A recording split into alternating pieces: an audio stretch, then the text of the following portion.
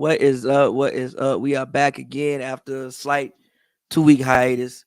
After the NBA Finals, we are back again. It's our first virtual episode, and I actually looked. It's like 5 months, because we've been doing everything in person. But Joe, how you feeling, bro?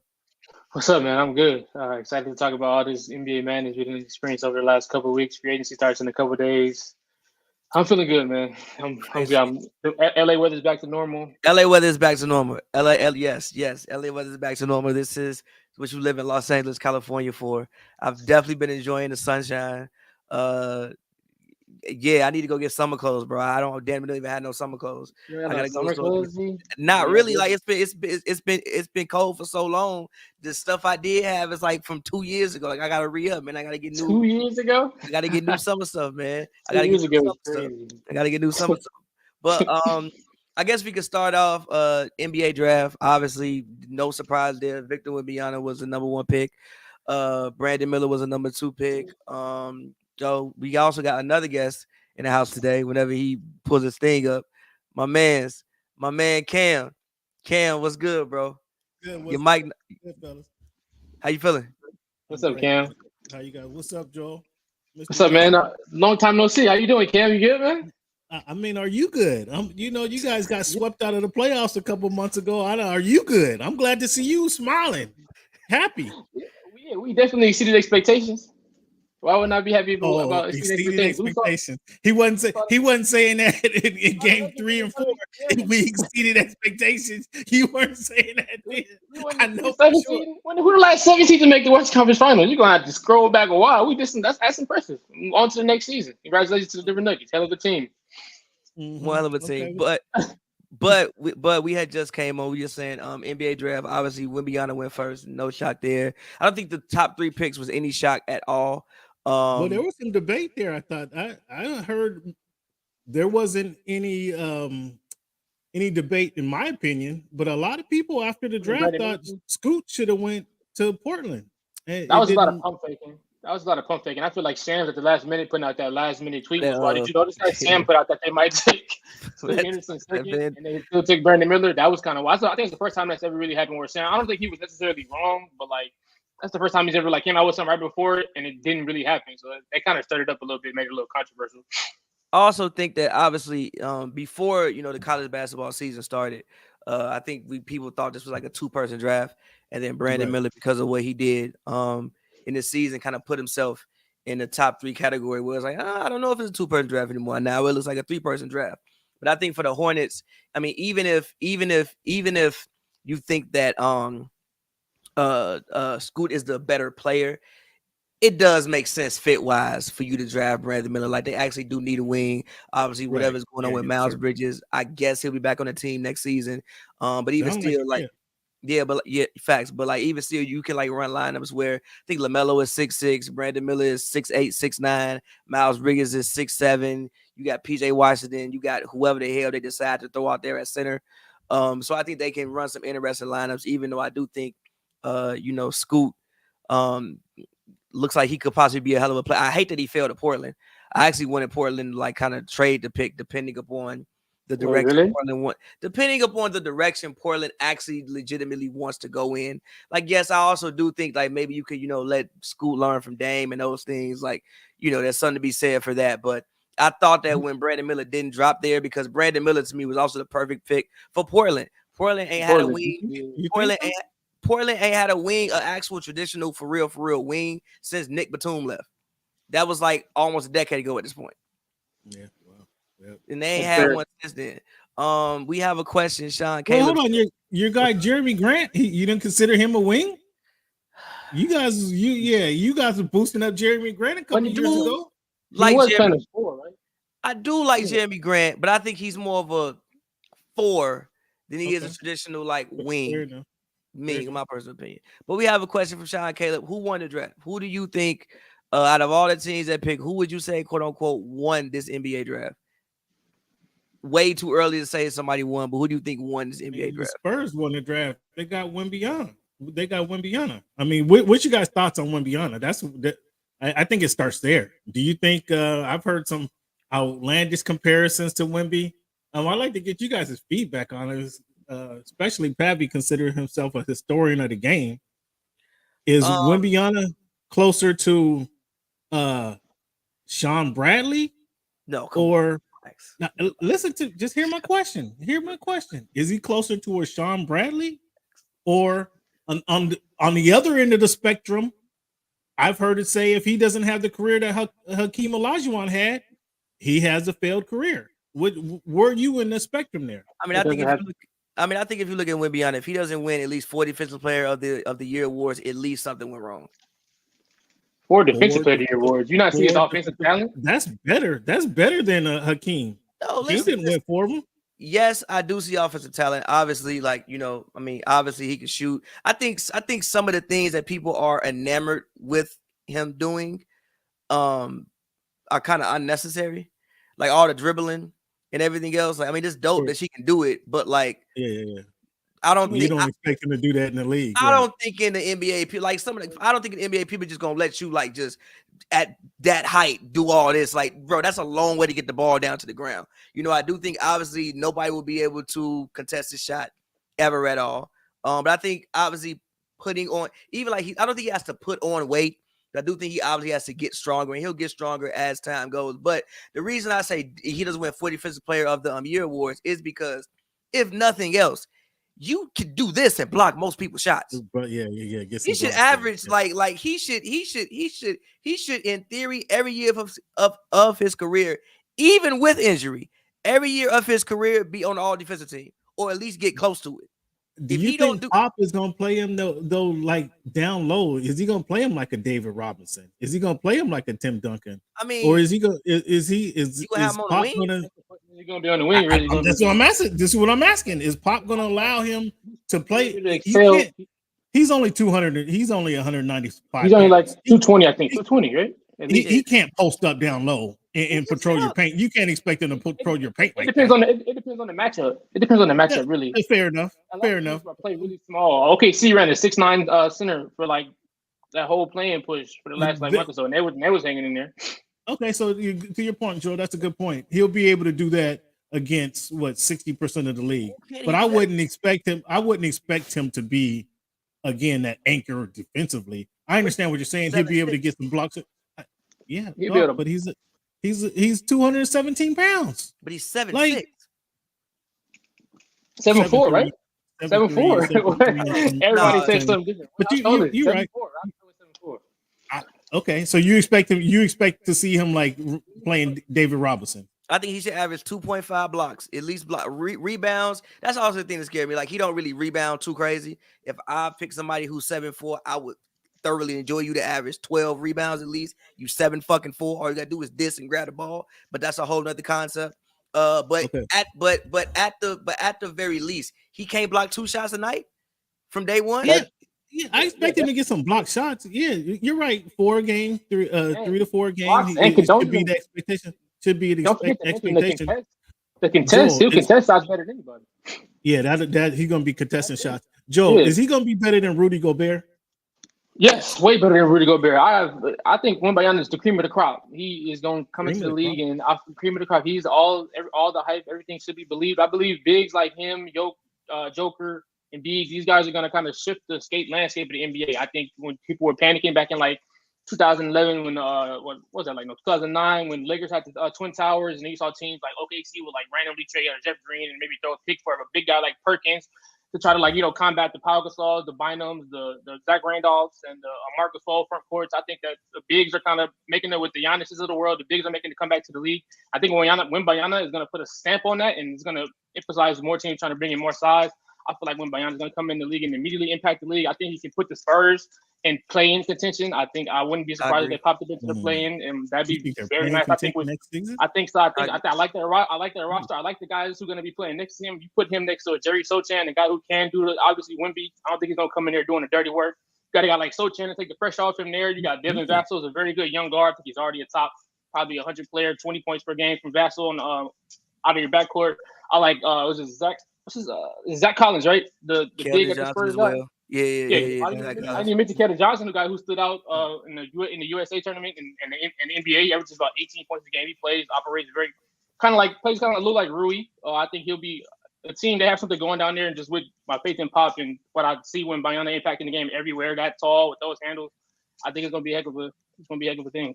And Ooh, okay. I also think, so with all that being said, the Spurs won the draft. It ain't even a question. I also think the Spurs were a much better basketball team than the team that they were trying to present on most nights last season.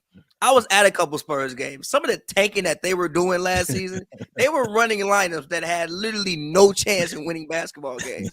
They were a better team than what, like even with the players, they have legitimate NBA players on the roster. They just did some generational tanking last year to give them a competitive disadvantage most nights. They weren't actually as competitive bad. disadvantage. Competitive disadvantage most nights. They weren't actually as bad. But yes, when it comes to women, I think obviously the one thing that you have to worry about, I mean, it's been said a million times, but with any athletes like, you know, the Ralph Sampson size, the Yao Ming size, the Monique size.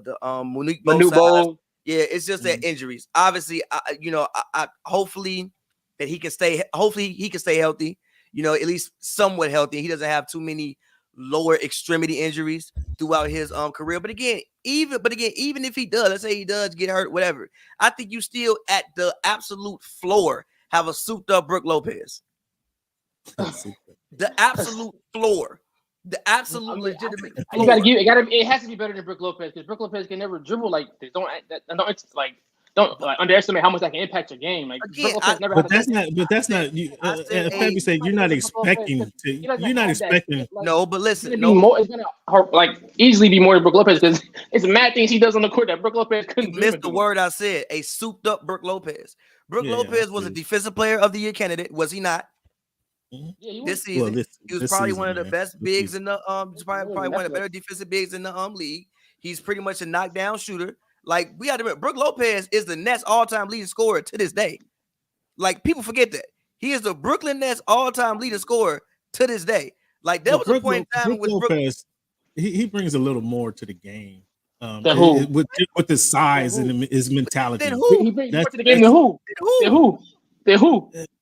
I think you're discounting when you say absolute floor. I get what you're saying. I understand what you're saying, but Brook Lopez does have. He's what, 7 foot, 260 pounds. He brings some size and some defense and attitude to the game. First and foremost, what do you think Wemby's ceiling is? I can't put him in an all-time great. I mean, I expect him to be. I can't put him there. I haven't. First of all, the talent that I haven't sat down and watched him play. Obviously, I haven't sat down and watched him play. Watch the games versus Scoot Henderson in the G League when the NBA pace, when he averaged like 34 games. Again, so this is exactly the point I'm making. The G League, where do you rank the G League? Is the G League better than college basketball? Is the G League exactly? So. There you go, right there. So it's the talent that he played against that I'm like, I don't know. I really he was supposed to do. It's the way he did what he was supposed to do versus that talent, though. He did what he was supposed to do, and that's you gotta take that talent into consideration. So when I see him do this in the NBA in the preseason, when I see him do some of the things, shoot the 3-pointer, grab the rebound, and dunk it, like I'm not sure that he's gonna be able to do that in the NBA. And so my ceiling for him is, if I think when I heard if he has a career that Hakeem Olajuwon had, that's an absolute failure. Like, I think that's a ceiling right there. Excuse me, let me say that's a ceiling. That's an expectation. That's kind of the expectation I have for him. If he goes beyond that, then I'll be very much impressed. Right, brother. That's top 10 player ever. Arguably, that's one hell of a career, brother. That is, you're absolutely right. I mean, that's pretty damn good. That's, if he has that career, that's pretty damn good. If he sees that, it's like, oh boy. But he's going to be somewhere in that realm, because some of the things that we expect to see, the ball handling, like, I can't really expect him to do that in the league. Not only these are the best athletes in all the world, but he is 7'6". That ball is going to be a long time for that ball to go to the ground and come back up. Before somebody, we're talking about the best talent in the world. That's not happening every night on occurrence. He's going to be able to work in the post, get his couple dribbles on, turn around and hit the fade. I see that. Step out and hit the I don't like my big man shooting threes, but stepping out and at the elbow, hitting the baseline jumper, I expect some of those moves. So when I say Brook Lopez brings a little bit more toughness than what I've seen from Wembanyama, not saying he doesn't have it in him, but what I've seen from him, I'll be very impressed if he's able to come with that type of toughness and tenacity that Brook Lopez has shown in his career. I just think the man should at least win 45th player of the year awards. Like, you should not. No, bro. You should lead the league in blocks every fucking year. If you don't lead the league in blocks every year, what are you actually doing? How often does the league leader in blocks actually win that award, though? Jaren Jackson won it this year. Rudy Gobert, when he was blocking everybody's shots, won it. Ben Wallace was blocking the shit out some shots. He won it. They win it a lot. Deterring the shot, as you mentioned, Joe, deterring that shot, that's going to be huge when you don't get those blocks. Just deterring the shot. Like, bro, if you 7'6", he does this. Bro, he does this. Nobody is gonna see the rim. Like, you can't even see the shit. So, like, yes, I think from day I don't like, again, offense. I think some of the things that people are enamored by is very unnecessary. Like I said, the dribbling. You're 7'5". Condense that game. You don't even have to fucking dribble. Get the ball, do your 1-2, shoot over everybody. Nobody can block it. It ain't like you even need to, quote unquote, like, once you get the ball here, everyone's cooked. As long as he can get the ball, man, once he get the ball here to his chest, everybody cooked. Right. It's a lot of effort to get up there and get that shot. A lot of cats ain't doing. So like, all like the dribbling, I don't think he like that. It's like, it's dope. It's dope that you have that skill. I just think that's actually for him very unnecessary. Like, if he was 6'10", okay, yes, you would need to be able to do all that because, again, you do have people who can't contest. You fucking 7'6", bro. All you need to do, set the screen, pop out. Once you catch the ball and do this, or you, like you said, you like get the ball anywhere, you turn, fade, who the fuck blocking that? But day one, but I do think strength will be an issue. You know, I also see somebody, Wemby is not the best three-point shooter. I actually did read a stat that said he was shooting like 29% or something like that when he was in Europe. And obviously the NBA three is further back than even that three is. So, like, yes, I don't know if he's going to come in shooting 40% immediately from three. I think that's something that he obviously can probably be able to do over time. But from day one, if nothing else, from day one, I think he should be an all-NBA defensive level candidate the second he steps on the floor. And that's what I expect. But I do want to talk about some other people in the draft. I know somebody brought up as far as Houston, I'm not the Rockets. The Rockets. They drafted Amen Thomas, who was obviously the brother Houston. of, what are they doing? Houston and Orlando. I mean, I like what Houston did. And Orlando, they just drafted a wealth of guards. I like what Houston did, though. They're overloaded in the backcourt. They're overloaded in the backcourt. Why do you think Houston's overloaded in the backcourt? They drafted 3 guards on the draft last week. They already have Green. They already had guards. Green, Kevin Porter Jr. They drafted Amen. They drafted Cam Whitmore, who was really a wing, which at where they got Cam Whitmore, I understand why they picked him, because from all intents and purposes, he was a lottery draft pick. You get him at 20. If you get lottery level production out of him, that's a win. That dude from in the second Villanova, right? Yes. Yes. In the second round, did they have any second round picks? They picked up. They had to have a second round pick. Did they have any second round picks? It doesn't look like they had any second round picks. I like what Houston is doing. Number one, I mean, I think that they're sure of Jalen Green. I think Jalen Green, if nothing else, is a bona fide 20 to 25 point per game scorer in the league. I also don't think that they are convinced with Kevin Porter at point guard. I mean, we've even heard reports that they're talking about offering Fed Van Vliet 2 years, $80 million. So I don't think that they are that convinced. And if you look at Kevin Porter's contract, it was a 4-year deal, but the last 2 years were team options. So I don't know how convinced they are about Kevin Porter and the work he's done. And again, it seems like man can be a guy who could be a 6'6", but be a actual point guard for that team. And also, don't forget Shane Goon. Shane Goon is a guy who I like. Like, Shane Goon gives me very Jokic vibes. I'm not saying he's going to be as good as Jokic, but he does give me vibes where, like, he's a guy where you can literally run offense through him. So again, I like what Houston is doing. I do think that they are stockpiling a lot of talent at certain positions, but at the same time, when you're a team like Houston, I don't necessarily think you draft so much for fit. You draft the best talent available, and then you see how it works out. And then again, you got Ime over there. I like Ime, and again, they got money in free agency, so they can get like I just mentioned that. Go ahead. Well, see, that's kind of what threw. I haven't looked at it close enough, but that's kind of what threw. I thought they had talent, young talent, that they're to grow. Cam, you breaking up? You done on your screen too? Oh, yeah, all right. Break it up. You breaking up? You good now though?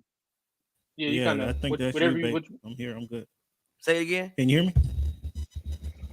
You good now? Say it again. No, go ahead. Go ahead. I didn't hear what you were saying. No, I didn't hear what you were saying about you got a Doka. Yeah, you were talking and we didn't really hear what you were saying. But say it again. I mean, yeah, whatever you said. No, I thought you guys were breaking up. What I heard you say you was talking about a Doka. You got a Doka. Oh, I don't. I wasn't. What I was saying. I don't know if you guys heard it, but I haven't followed them closely enough. And why I say they had too many. They were drafting too many guards because I thought they were at a point where now they want these young guys to develop. They want the Kevin Porter Jr. They want the Green to develop. They want to give them a shot. That's why I kind of thought it was ridiculous that Harden. They've been discussing Harden coming back. I thought the Harden thing was very. I thought the Harden thing was borderline ridiculous, but I thought the Harden thing was ridiculous not because it's him, but because of the pace of the game. Well, Harden needs the ball a lot. He's gonna like dominate the ball a lot. Yes, he's gonna get his assists, but it's gonna take a lot for him to get those assists. Like if you give Fred VanVleet some money, Fred VanVleet not gonna come in there and average 12 assists. Fred VanVleet gonna come in there and get you about 18 points, 5 assists, but other people still gonna get to be able to rock out and like grow how they want to grow. While he can also be a floor general and like get you into a set. And I'm expecting VanVleet to go team up with Nurse again, Nick Nurse in Philly. That's kind of what I'm expecting. They're not gonna be able to afford him. They're not gonna be able to afford all that. I mean, he won a championship with Nurse, and I think that's kind of where they're gonna fall in. They'll make it work. They'll make it. If Harden doesn't go there, they'll make that work. That's kind of what I expect. If Harden doesn't re-sign with them and they don't pay him big money, that's kind of what I expect. Because again, they had that relationship already. I think Harden's gonna re-sign with Philly personally, but well, he should. I mean, he should. I don't think that market is very viable for Harden. He should resign with them. But yeah, I thought Houston. If Harden went to Houston, that told me right there he don't want to win. If Harden went to Houston, he don't give a fuck. I mean, I think the whole Houston thing was just bait to make sure he gets his money from Philly. Really, I think it was just a report to go out there just so Philly make sure they add that zeros to his check. But I mean, I guess I like what Houston is doing. You can kind of see what they're just stockpiling a lot of young talent. I like that. I think they have very sneaky young wings. I think Kenyon Martin Jr. has been productive in the league over the last few years. When he gets out there, I really like Tari Eason. He's a bull. He's a energy guy. I really like Tari Eason. I really do like Tari Eason. They also have Northwest kid. Shout out to Seattle. Jabari Smith. They run him on the wing, which is a huge, tall, 6'9", lanky wing who can shoot, dribble, put the ball on the floor. You can see the direction they're going with the young players. I think that I was on record for last I said that they should try to sign Udonis Haslem. I feel like they really need a vet or somebody to really steer them in the right place. Like you hinted at Fred VanVleet, but they just need somebody somebody of that caliber. Haslem, somebody to come in there and just mentor. Haslem leave Miami. See what all these young teams in the league without a vet. You see how they acting. Memphis. Oh no, I like the concept. I like the concept. The thing about Houston is like they got is in Miami, bro. But also the thing about last year when he was a free agent, I'm just saying like this is just get somebody like that. I just like somebody. Why would you leave Miami, dog? But also you're not understanding. But also he was an example. But also the thing about Houston that I do like is that they have Udoka. I trust Udoka. I see what Udoka did in Boston. I think that Udoka will at least command respect from those guys. And me personally, again, like I said, I like the direction that they went in. Other players I like that was drafted that I didn't even know about, but the guy, I'm probably gonna pronounce his name so wrong, but he played with Wemby, Bino Ginobili. Bilal, I think. Yeah, but now that got picked by the Pacers but traded to the Wizards. I like him. I think that I like what the Wizards are doing. I like his skill set, and I like him for the timeline of the Wizards. Obviously, the Wizards are rebuilding. I think that's a guy that if you get in your system, like, I mean, not to say he's going to be Giannis, but just you like when like I look at those guys who are kind of like, their physicals is better than their game at this point in time. But you go to a team who will let you get time to develop, and like he'll get on the court. He'll play his own rookie year. The Wizards aren't going anywhere. They're trying to lose games. They're trying to get the #1 pick next year. So I like that, and also I like Jordan Hawkins. I hate the fact he went to the Pelicans. Why? They need Why? Him and Brandon Ingram? I just think the Pelicans have a lot going on with their roster. And I don't know what the fuck is going on over there in New Orleans. Well, obviously, I just don't in general know what's going on in New Orleans. They've had a lot of picks over the couple of years. They ain't really now. Granted, obviously, if you draft a lot, you're gonna miss a lot because you drafted a lot. But they ain't really hit on too many of the picks that they have made over the past couple of years. What they got to do with Hawkins? What they got for Anthony Davis? Huh? What they got to do with Hawkins? He's a knockdown shooter. I just wish he could have went to it like I wish that he would have slid to like the Lakers, or even like slid to Utah, or just slid a little bit somewhere else that would have made a little. Why you act like the Pelicans is just some? You act like they're the Rockets or something. Or I know it's just that it's a lot going on over there, man. So it's like I just think that, bro, it's a lot going on over there. The roster is kind of weird. Yeah, but like a lot of talent. But what's the show for it? The roster is weird. You pick Kiera Lewis in the lottery. Never heard from again. The weirdness is just it's health. Wait. Yeah, that's health. Wait. You pick Kiera Lewis in the lottery. Never heard from again. Trey Murphy said they hit on Trey Murphy. I fuck with Trey Murphy, but I think Trey Murphy could actually be better served elsewhere because he might actually get more of a chance to showcase himself. I think he would get more of a chance to showcase himself elsewhere. You got Brandon Ingram there, and you got Herb Jones, and you got B.I. who pretty much play all the same position. That sounds great, but they play all the same position. Jackson Hayes, who I fucked with, got drafted, pretty much never heard from again. They've had a lot of picks that they've made over the past couple of years, and they ain't hit on too many of them. Then also with Jordan Hawkins, you still got CJ, who I guess is the point guard or the shooting guard. I guess. I don't know. Right. Now maybe or whatever. I don't know. I guess you starting Herb Jones with him. So is that coaching? Are you blaming the coaching? No, he's got a lot going on. Like Zion don't play, B.I. be hurt. Like it's just you got a lot going on in New Orleans. I really like Jordan Hawkins. I just wish he would have went to somewhere. Again, I wish he could have went somewhere like the Lakers. I just wish he could have went somewhere else. I do get the point. Like if you can have Zion there, you have a guy coming downhill. He's a knockdown shooter. He can move around, come off picks. Like he can do some. I hate using I really hate using the Ray Allen thing because of UConn, and I'm not saying he's going to be Ray Allen, but even when I saw him play, he does give you like Ray Allen at UConn type vibes. Like he is a traditional, prototypical, I think, two guard. Exactly. And isn't like a super ball handling 2 guard. But I just wish he could have went somewhere else than New Orleans. But I do like the pick. I just wish it would have been somewhere else other than New Orleans. So Joel had them going. Joel, you picked them to finish first in the West last season, the Pelicans? To be fair, they were first. A lot of us did. They were first, then everybody died. Just to be fair. But what I'm saying is they're on the come if they can get that injury situation fixed. I think letting go Teresa Witherspoon was I didn't necessarily. That's one of the biggest ifs right now in basketball. If they can get the injury thing fixed. Yeah, obviously. I think letting go Teresa Witherspoon. I don't know that was a great move, especially when your number one guy that's kind of she's in his corner, and now you let kind of his best partner go off the team. What are you guys going to do now? Either they need discipline, to your point, Pavy. Either they need some discipline, or they need Willie Green can't get it done. That's one of the two. And because they have talent there, it's about molding that talent and putting them in the right place to perform. Having them in the right position to perform. Need to be on the court. They just need to be on the court. Well, okay, get your training staff together. Now look, listen. B.I. when he came back from injury was basically averaging 28. Well, in April he averaged basically 28 averages, about 28, 6 and 6. When he was there, he was very productive this season. But even look at B.I. This is the whole time in New Orleans. First year, 62. I think that was the year that COVID happened. So basically, he played pretty much the whole season. Next year, 61, but they had a 72-game season, so that was cool. Next year, 55. This year, 45. You couple that with Zion, who, Lord knows, when he on the court, he's great, but Lord knows how much does he play.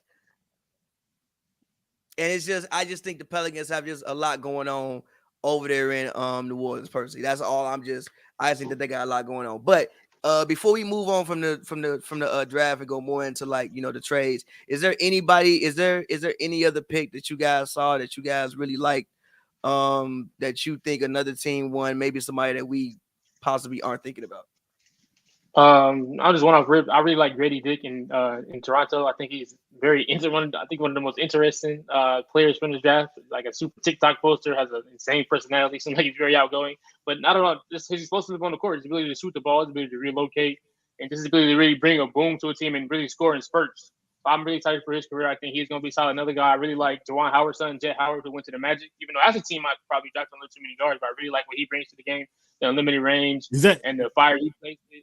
But it's a lot of guys. I think this will end up being a really good draft. I like the Lakers. I like Jalen Hood for the Lakers. I think he's a 3-level scorer who can get to his spots and set the run on offense and finish with both hands and do all the things you need from a guard. It's going to be nice seeing him grow. But I like this draft. I think it was solid. I think it's going to be – we'll look back at this as a solid draft. Cam? I agree with you. Grady Dick, I thought he dropped. I mean, he went to 13. I expected him to get picked higher, just kind of a knockdown shooter. I definitely thought the Pelicans was getting him. Yeah, I was surprised he fell so far. I was impressed.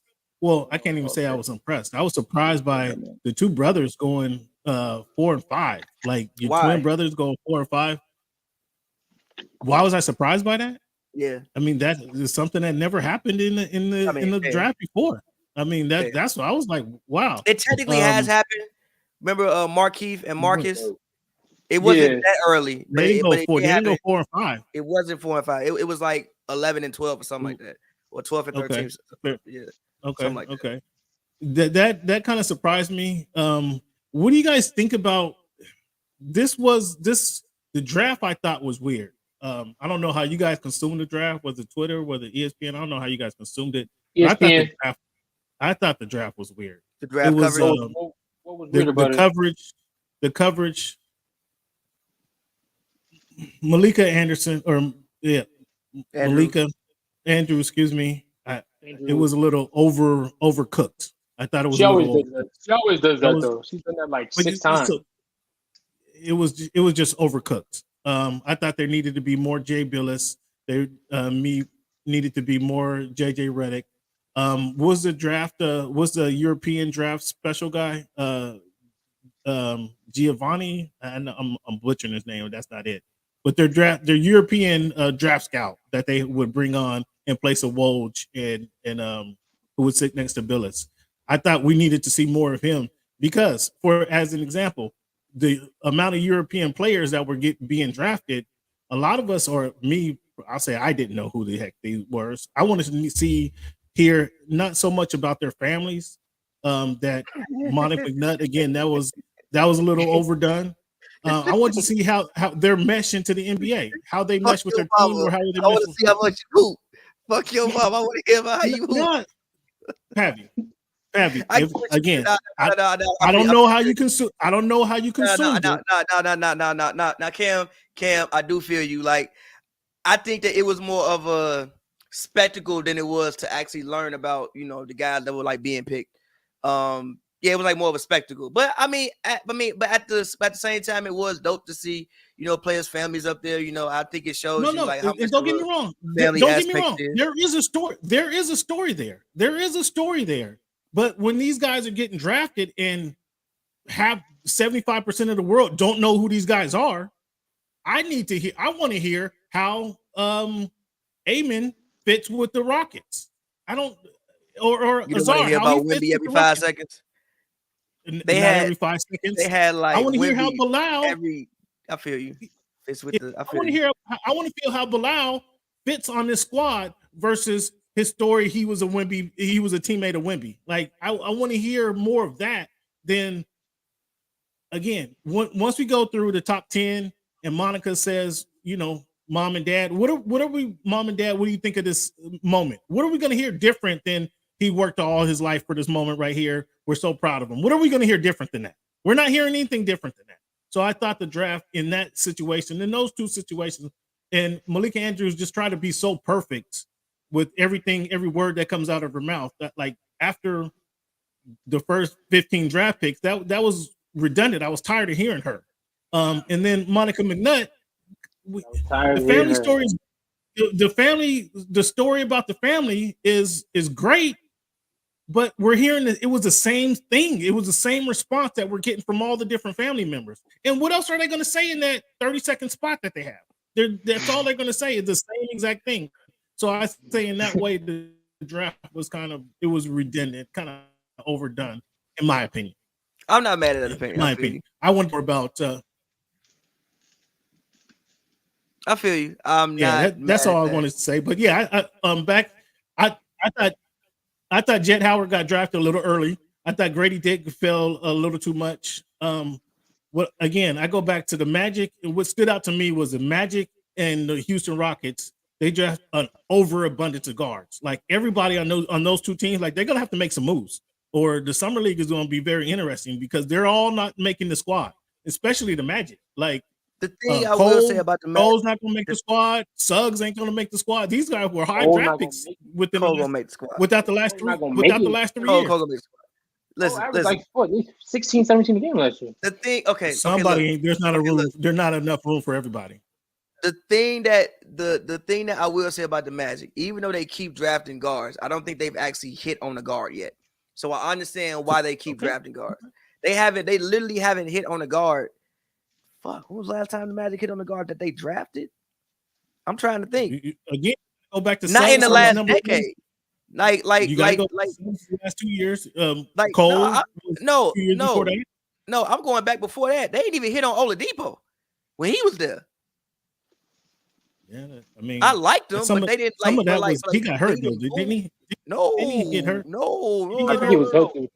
No, oh no, Depot got hurt in Indiana when he was balling.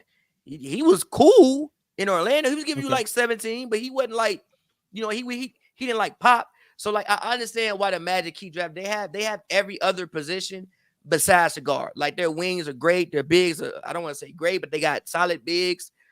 They got a rotation for days. They just don't. They actually don't have a guard. Like Suggs, I think it's cool, but I don't think he's. I think he's a complimentary piece. He's not. Your main backcourt component. I think Cole was a great 6-man, but I don't think he's your main backcourt component. They drafted R.J. Hampton. I guess he's out the league now at this point. So they actually haven't hit on. So again, yes, they do keep drafting guards, but it's because they ain't hit on one.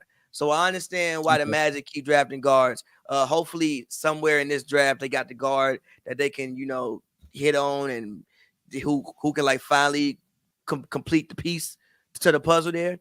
But Joe, is there anybody that no, you already said. Let's move on to I think probably some of the biggest news that came out. The trades. So Bradley Beal is now a Phoenix Sun. Chris Paul is now actually a Golden State Warrior, and Jordan Poole is now a Washington Wizard. What do we think about all of this? First and foremost, let's start with what do we think about the Suns? What do we think about Bradley Beal being on the Suns? So let me ask you guys a question about Bradley Beal. Here's the topic that I've been trying to discuss the last couple of weeks. Can Bradley Beal be more than a good player on a bad team? Yeah, I mean, he was already. The Wizards that's what he's been. That's what he's been with no expectations, running around the court. Yeah, but we got to go back to like. Yeah, but we got to go back to like that 16-17 season with him and John Wall. They took the Celtics to 7 games. Like that was like they were. That's one season, dog. That was more than one. John Wall. I mean, shit. John Wall died. John Wall died after that. The man leg fell off. Okay. So what that say about Beal though? Again, can he be more? What's he playing with? Okay. Fair enough. Can he be more than a good player on a bad team? Like that's what he's been, a good player on a bad team. Can he be more than that? That's my initial question. Listen. I'll say this: the Wizards roster wasn't as bad as their record has been. I thought that the roster was better than their record, but also Bradley Beal himself has not been the healthiest guy the past 2-3 years. Thank you. Now, I don't think that Bradley Beal now if Bradley Beal, okay, I don't think Bradley Beal is as good as his contract. You getting $250 million, motherfucker, you better be Steph Curry out there. So I don't think he's as good as his contract. But yes, I do think that Bradley Beal, if he's, your second or third guy that you're depending upon every night, like let's say you want to say he's a third option on Phoenix. I think that's fair to say. Yeah, he's third option. Yeah. Who is a better third option in the NBA? It should be a great third option. It's an expensive option. The best third option in the league. Yeah. Like who? Yeah, I don't disagree with that. But are we expecting him now when he can? Are we expecting an average of 20 points a game when Booker is not having a great game? KD's not having a great game. Are we expecting him to put up the 30-35 points a game? That's kind of the question. I think that's the question, and that's what I want to see from him. Because I just think as of now, to me, in my book, he's been a great player on a bad team. He hasn't shown you. Pavy, you gave me one season where they was in the play where they made it to the second round. One season. That was 8 years ago. I mean, was they only one season they made the playoffs? I'm pretty sure they made the playoffs more than one season. No. They've made the playoffs, but they've gotten like swiftly eliminated when they got there. They've made the playoffs. When there was any significance, any pressure put on him, or any expectations, I haven't seen Bradley Beal produce. Sure, he got a nice jumper. Sure, he got good handle. Sure, he can get to the hoop. He's a bucket. I grant you that. Can he be more than that with expectations? That's what I'm looking to see. You're right. He's going to be the third option in Phoenix. He's an awesome third option, and now it's time for him to produce. Is he going to be able to produce? That's what we have to see. With Phoenix and the whole team, I don't know how deep you want to go, but obviously I put Phoenix Suns, their scouting department on the blocks. They're on the clock because they have 8 players on their squad right now.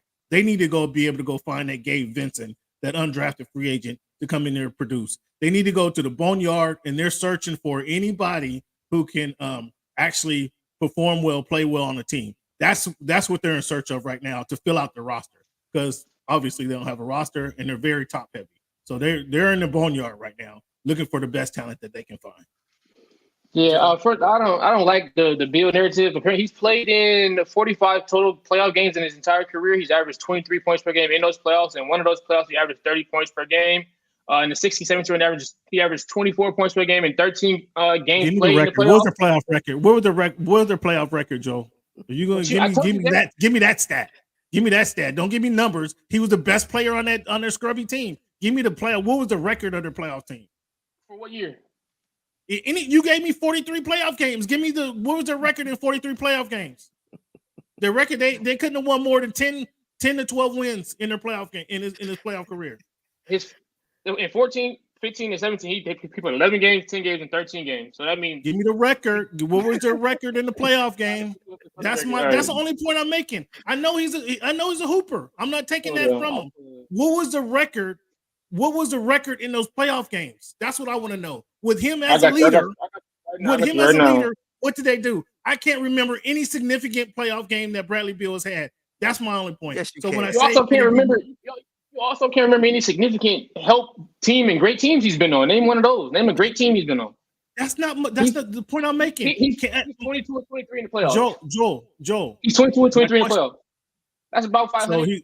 So that's under 500. I'm not impressed. My question was, can he be more than the best player on a bad team? That was my question. Can he be more than that? Right now, you gave me some good numbers where he's the best player on a 500 playoff team. Now that there's expectations, what are we going to see from him? That's what I'm anxious to see. Traded for Landry Shamet and Chris Paul. When you're upgrading Chris Paul, a guy who the 2 games you won versus Nuggets wasn't even on the court. He wasn't even on the court. You trade him and you trade a guy in Landry Shamet who had 1 or 2 good playoff games the entire. You get those 2 guys off your roster now, and you upgrade that with Bradley Beal, a guy in Chris Paul who was arguably hindering your team. The 2 games you won against the defending champions, Chris Paul's not there. You replace him with an all-world scorer who was seeing the best defender every single night and still give you 25 a game, still give you 25, 6 a game. You put him in a situation where all of that's off, he's going to be seeing the 3rd best defender every night. Okay, show me. Okay, it all sounds good. He's in a great situation. I'm not arguing that he's in a great situation. My thing is when he had expectations or when in the playoffs, he didn't produce. He was less than under. He was under 500 in the playoffs. You just read off the numbers yourself. Under 500 in the playoffs. Basketball a team sport or no, Kim? Yes, it's a team sport. Why Bradley Beal supposed to? Why are you so disappointed because he never carried the team to a championship by himself? With like nobody. Did I say that? Don't put words in my mouth. Do not put words in my mouth. I said he didn't produce in the playoffs. Pavy gave you one season where they went to round 2. 45 games. That's not producing. No, wait. They're under 500. Under 500 is not producing. Under 500, you're not selling me under 500. You're not selling me under 500. You can't do that.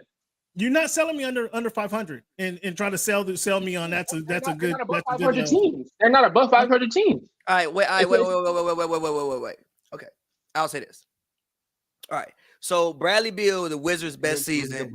I think the most memorable Bradley Beal game in the playoffs is the Game 7 in which they lost in Boston. I think Bradley Beal came out, they gave you like 35 points or whatever it was. It's just that Kelly Olynyk turned into fucking Larry Bird and they ended up losing that game, and they almost went to the conference finals. The other years, he was a good player. They were on mediocre teams, but they got cooked. The last time they were in the playoffs, Russell Westbrook was the best player on the fucking team. But Bradley, really? Yes, he did. Yes, he was. Bradley Beal was. Bradley, what the fuck you mean? Russell Westbrook was the one averaging the damn triple-double the whole damn time. The other years, Bradley Beal averaged 30. Wasn't no playoffs. It was when Russ came there. It was that. They also don't get there. Thanks for making my point, Pavy. Thanks for making my point right there. Wait. Rebounds is not that impressive. Gee. Ain't nobody went out there and gave you 20, 20, and 20 since Russ was your starting center, and all rebounds was catered to you, and you got the control of the ball once your hands, and you dishing it off to Brad. That dude was hitting everything. Listen to what I'm saying. He was good. The teams were mediocre. 100% fair. I'm not going to completely fault him for that, but I'm also not going to give Bradley Beal like the superstar label or he was a star, a all-star player. Good player, bad team. Can he be more than that? That's my question. That's what everybody should be looking at this season. Can he be better than a good team, a good player on a bad team? I have other questions about Phoenix. One, who the fuck they finna guard? Another thing, who the fuck they finna guard? Two, what happens with Aiden? Three, I don't trade Aiden. I do not trade Aiden. Fair. I do not trade Aiden. Like Fair. that's ridiculous. I can't say ridiculous. I could. That's he already ran off the coach. The coach is already gone. They need size. What happened, guys? What happened to Golden State this season? What happened so much last year? Huh? Question, Cam. Did so much for him this year, huh? But Cam. Question. If you look historically at Frank Vogel teams, right? Frank Vogel, just look historically when he's had good teams, right? Okay. In Indiana, you had Roy Hibbert. LA, you had. If he can get something out of Roy Hibbert. If he can get something out of Roy Hibbert, just listen. Okay. You had JaVale McGee, you had Dwight Howard, you had Anthony Davis. These are all guys who were solid rim protectors. Up until this point in Aiden's career, he hasn't really been what I would say is a rim protector. I think Aiden is a great player. I think he's better than advertised in many situations. I think he gets a little bit too much because a lot of times other people who were drafted behind him, which he had no control over, he didn't pick himself number one. But is he the center that team specifically needs for them to be the best team that they can be? No. So here's my thought on Aiden.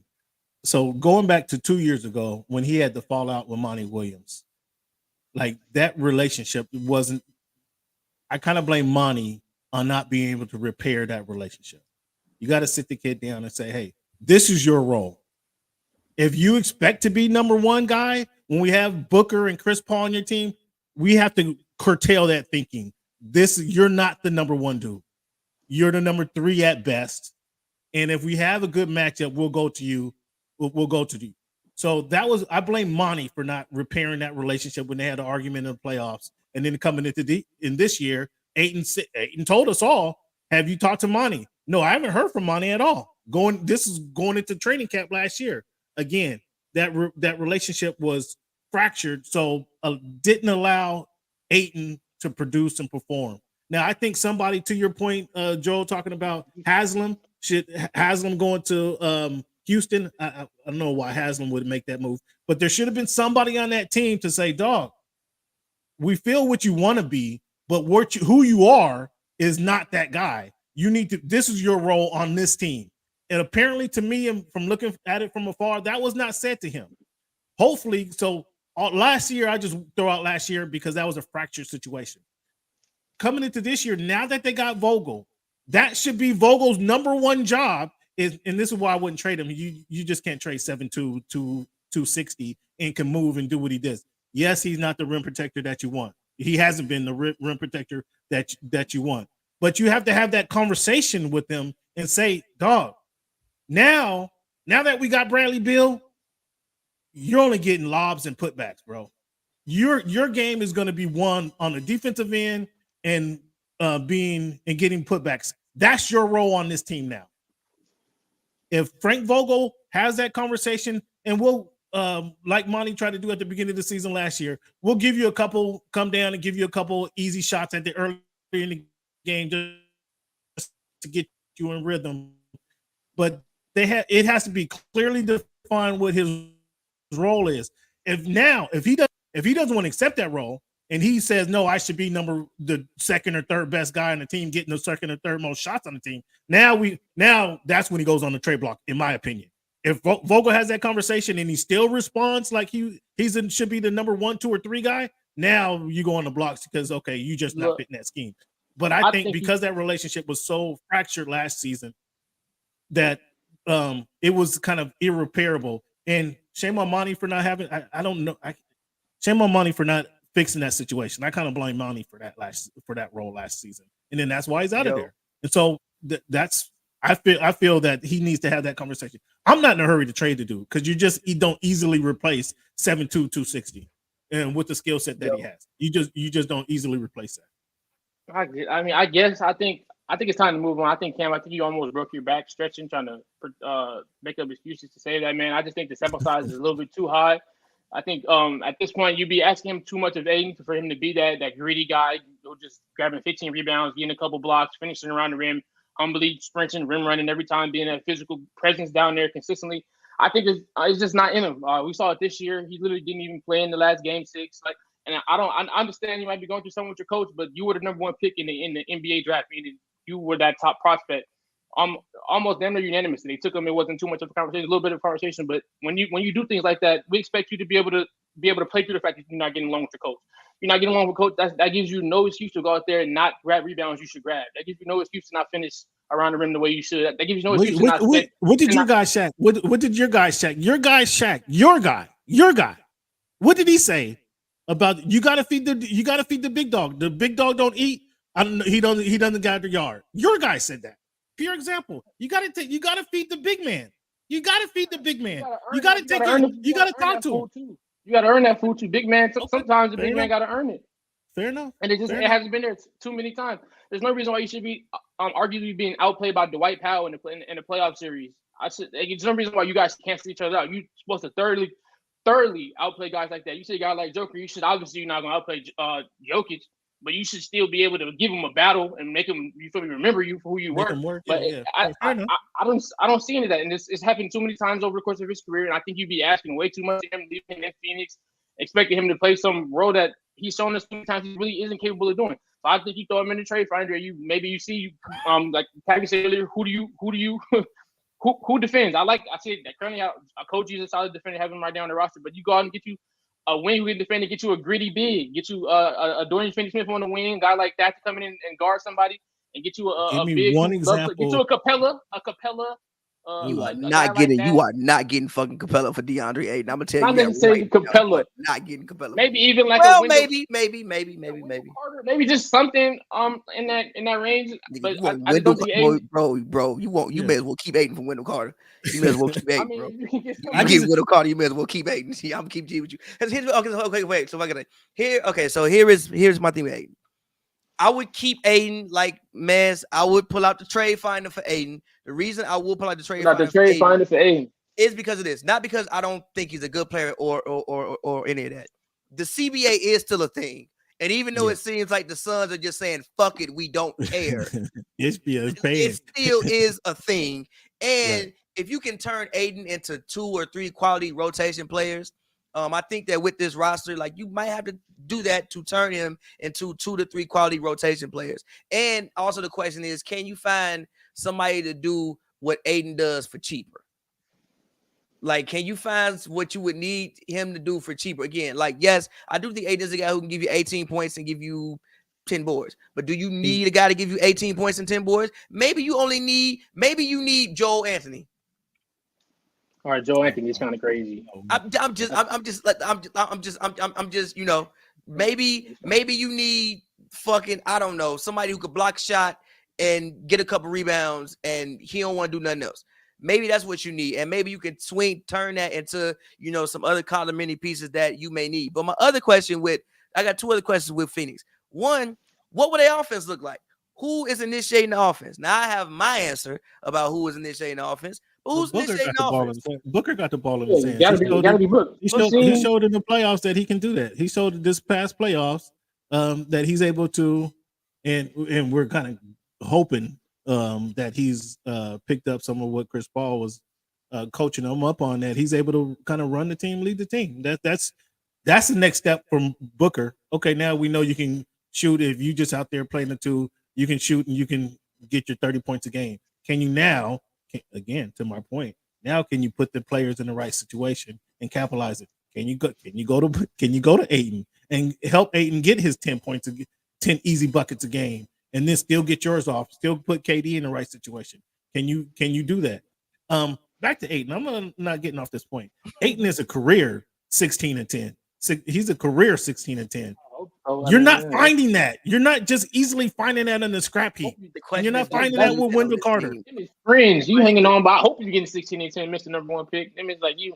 Oh, the question is, that's his career. Last year was 18-10. That's can you find that for cheaper? I don't know. Do you want that? Is that what the team needs? The question is, do you need 18 points?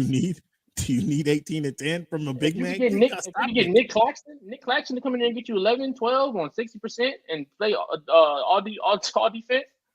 You just said you're gonna replace Ayton. You're gonna replace Ayton with Nick Claxton, bro. Don't laugh at that, Cam. Don't laugh at that, Cam. Don't laugh at that, Cam. That's actually not a horrible argument. That's not a horrible argument. It's not a horrible argument. Call Brooklyn and say, do you want Ayton for Nick Claxton, and see what they say. And see how quickly that deal gets done. Throwing a wing, maybe Curry, Seth, somebody, or even Joe Harris. Yeah, let's do it. I'm not taking Joe Harris. You're gonna bankrupt my team. I forgot about his contract. You're gonna bankrupt my team. I thought how many more years he got left on that? I don't know, probably like 2. And probably like 2. And then my last question is, what common concern? But again, I'm with you. I think Ayton is a good player. I would put him in the trade finder to see what I can get. But I'm with you. But I'm not in a hurry to make the move. But you might have to. Yes. To your point, Joe, you might have to make that move. I'm not in a hurry to make that move. Yes, like I don't think Ayton is a bad player. I'm just looking at, again, y'all know how I feel about Ayton. I'm just looking at the centers that Frank Vogel has historically had, and I'm looking at the centers that he has now, and what else he has on the roster. And Frank Vogel is also a defensive coach. You got to get some defensive players in there. Now, granted, I do think KD, can help out with help defense and like blocking shots. It's a lot to ask for a 34, 35-year-old man who's been hurt recently. He's done that recently though. He's done that recently. He'll have a lighter load on offense. He's done that recently. So I'm not sure that I'm expecting KD to be my defensive stopper, but he's been a willing defensive player. He's been a willing defensive player. He's gonna have to be. They're gonna have to. That's your rim protector. Man, their scouting department's on the clock. I can't express that any further than that. They need to be doing their. No, it's not the scouting department. It's the recruiting department. If they can bring, I don't know about scouting. It's the recruiting. If they can get the guys that want to take less roster, that's really what it is. They got to get guys. If they can get buyouts and get these guys to want to come to Phoenix, same way they convinced Bill to waive his trade clause. They gotta keep more of that. That wasn't that hard. That wasn't that hard. But moving along from them, Chris Paul, It comes for us all. This is I think somebody in a group chat said this is the equivalent of Jay-Z signing Nas. The equivalent of Jay-Z signing Nas to Def Jam. Okay. What do we think about Chris Paul or the? Does he actually start the season with Golden State though? Yeah. He starts the season with Golden State. Yeah. Okay. I don't know about. I don't think it's guaranteed. So I mean, that's where else he gonna go? I mean, they was saying that before. Nobody expected this. Are they gonna package him? Are they gonna package him? That's kind of we wouldn't expect him to come here. Here is why I think he stays with Golden State. One, his contract, I think it runs out next year, so that's $40 million you get off the cap. Mm-hmm. Obviously, whatever deal you sign, if they sign Draymond back, I'm assuming they will. Whatever deal you sign Draymond back will eat into that one too. Then you also think about Kuminga and you think about Moses on Moody guys that will need to be Clay. I think Clay should up next year too. So they can do a lot with the money with that $40 million that they will free up next summer from Chris Paul. And then two, I think he actually helps the team. I'm sorry, I think he actually helps the team. I mean, you talk about one of the best playmakers of all time. You can get Steph off ball some more. Clay, obviously, you can like get the ball to Clay.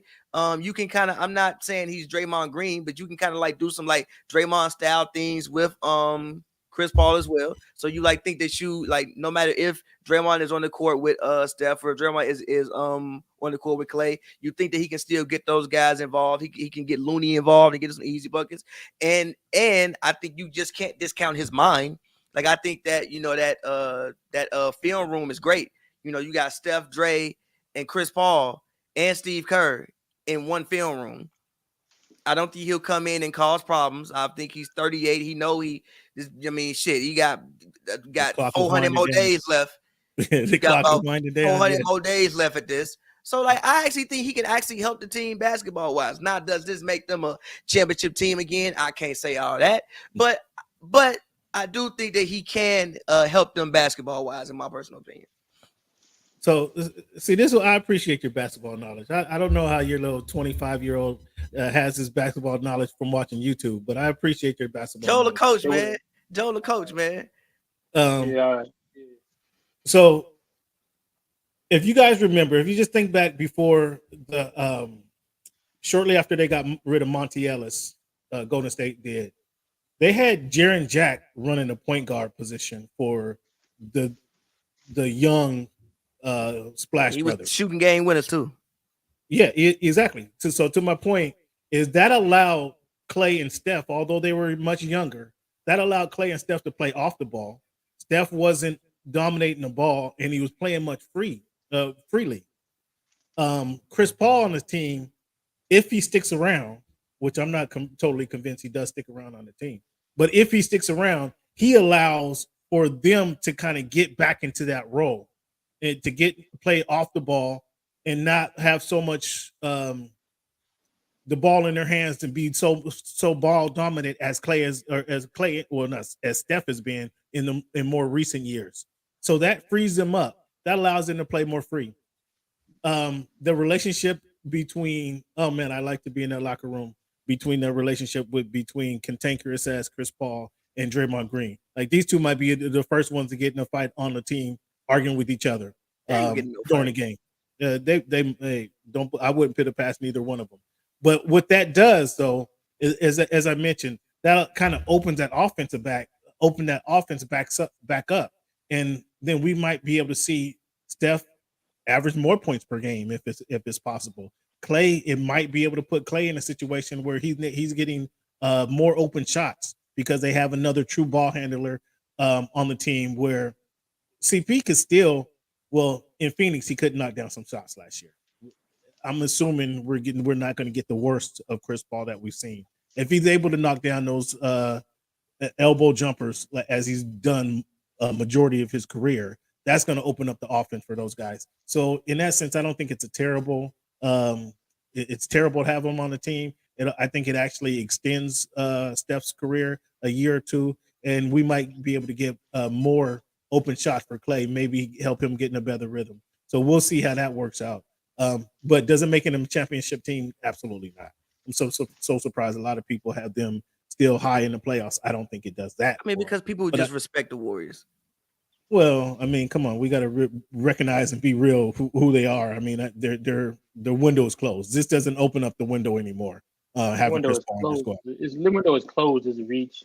But I think with the whole Chris Paul, I think I definitely see the cons and the pros. I think the cons outweigh the pros, mainly just because we all know the Warriors like to play fast. They've probably been a top 3 in pace every year for the past decade. You bring in Chris Paul, obviously he likes to play slow. That was one of I brought this up earlier with the Phoenix team. They played much faster. Chris Paul was not in the lineup, and they ran campaign out there, and he was pushing the pace, and they got out there and they actually won a couple of games versus the Nuggets. It doesn't really fit to what the Warriors. They want to get up and down and shoot threes and play fast basketball. Also, you think about it, you guys mentioned Frank Vogel, his bigs in the past.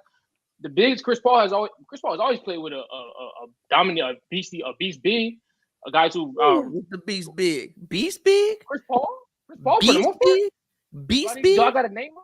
He's just thinking Blake about Griffin, David West. Yeah, exactly. A lot City.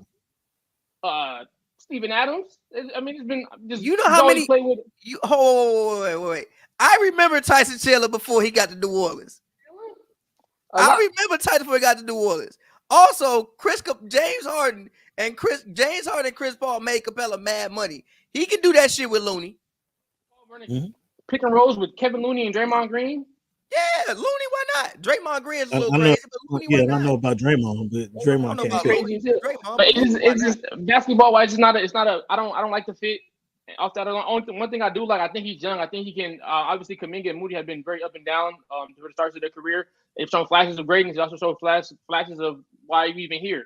If he can come in and be a good impact on them, get them in their spots, and create a path for their careers, I think that'd be the biggest pro of adding Chris Paul to his team, having him run the second unit and being a good influence on those younger guys who have been bumpy. But I just think it's a very weird fit. I'm really hoping they get rid of him by the time the season starts. I don't.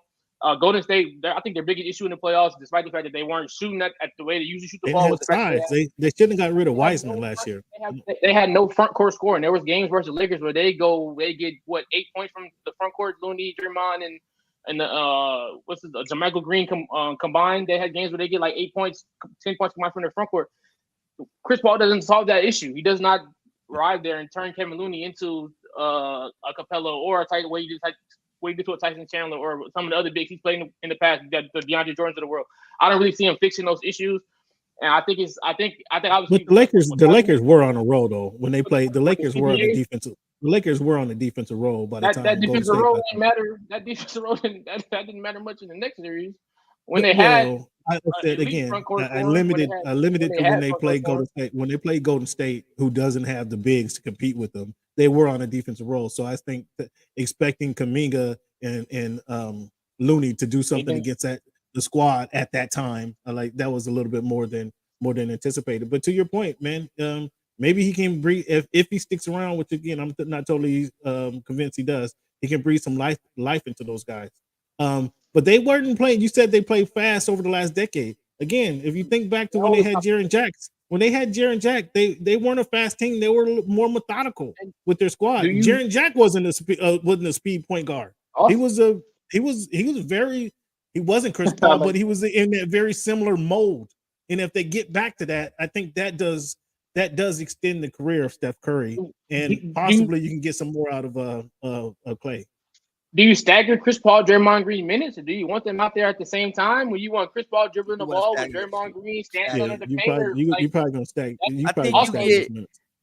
I think you pair. I think just my opinion. I think you consistently pair obviously Draymond and Steph together, and you pair Clay and Chris Paul together. That's fair. Also, you want to run? You said so no Chris Paul and Steph at the same time. I mean, yeah, but like I don't want Draymond on the court. You gonna run that out there? You can Chris Paul and Steph out there at the same time as D Book and Bradley Beal is. You're not gonna do that. I mean, it sounds like a runway to the lane. Again, they're not going to be on the. That makes them 6 or 7. They're competing for 6 or 7 in the West. Just if we get the peak, Chris Paul at his peak, I mean, they're still going to be struggling. They're not. That doesn't put them. No, I say if they got Chris Paul at his peak, that's the best they're going to be is 6 or 7 in the West, in my opinion. If 38-year-old him, like old version, or 36 year old. No, if they got Chris Paul at his peak, If they get you are like 25, 24-year-old Chris Paul. Cam, you're if you put 24-year-old Chris Paul on this Warriors team, it wouldn't have much impact. Is that what you're saying? I'm saying that doesn't make them top 4 in the West. That's what I'm saying. Cap. Now we're lying. We're telling lies. You do good, dog. Dog, come on. Name the teams that's gonna elevate them over. That's gonna put them over the Nuggets. That's gonna put them over Sacramento. That's gonna put them over Phoenix. 24-year-old Chris Paul, bro, who should have won MVP over Kobe Bryant that season on this team. It don't make him no better. There you go with that shit. I'm not saying it's gonna make them better. That's not elevate. Is that elevating them over? That might not put them over Memphis Grizzlies. That still might not put them over the Memphis. I want to talk about the Golden State Warriors have. I don't know. Golden State has more issues than just how you play Chris Paul. What that does for them. You just talked about their lack of defense and their lack of defense and their inability. Their low post. Chris Paul will help their lack of defense. Okay, all right. So okay, hey, we'll see what happens.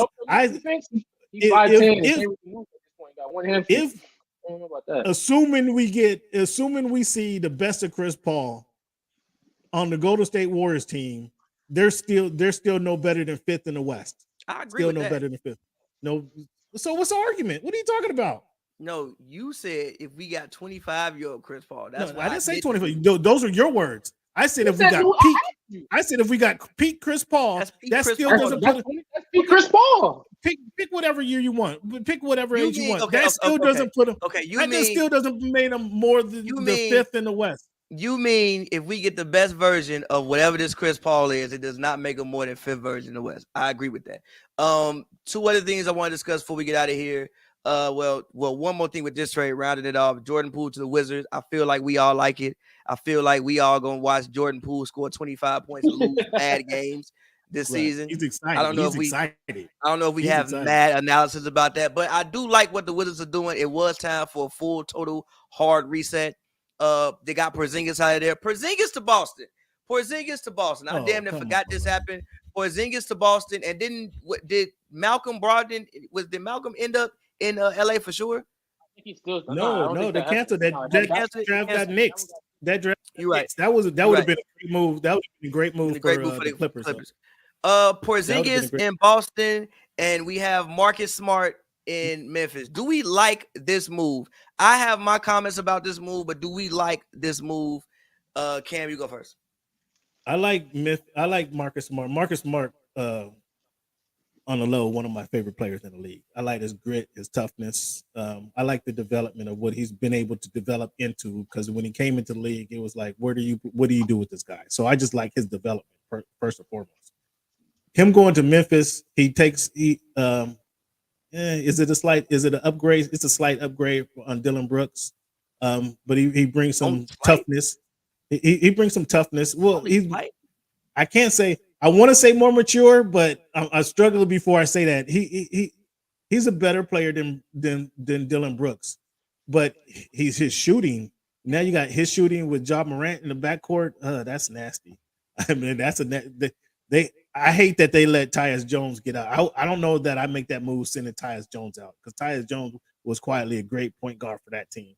But they're shooting Ja Morant and Marcus Smart in the backcourt. They're gonna struggle.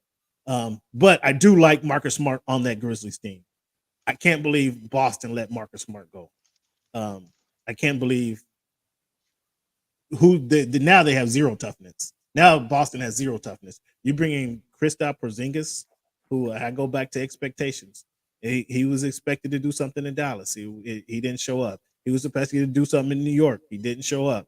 And now you put him on this team here. You're lying. Not show up. But you know, they give him a max contract. You don't get this type of money. Yeah, you get in the NBA. I'm not sure if you realize this yet, Joel. In the NBA, you get paid on potential, which you can do, not necessarily what you've done, but what you can do in the future. So a 7-3 guy shooting like 22 a game last year, 8 rebounds, like 36% from 3, blocking shots. Kind of impacting the game. Let me know how that works out in Portland. When we talk next season, let me know how that works out in not Portland. Let me know how that works out for Boston. I think that was a terrible trade.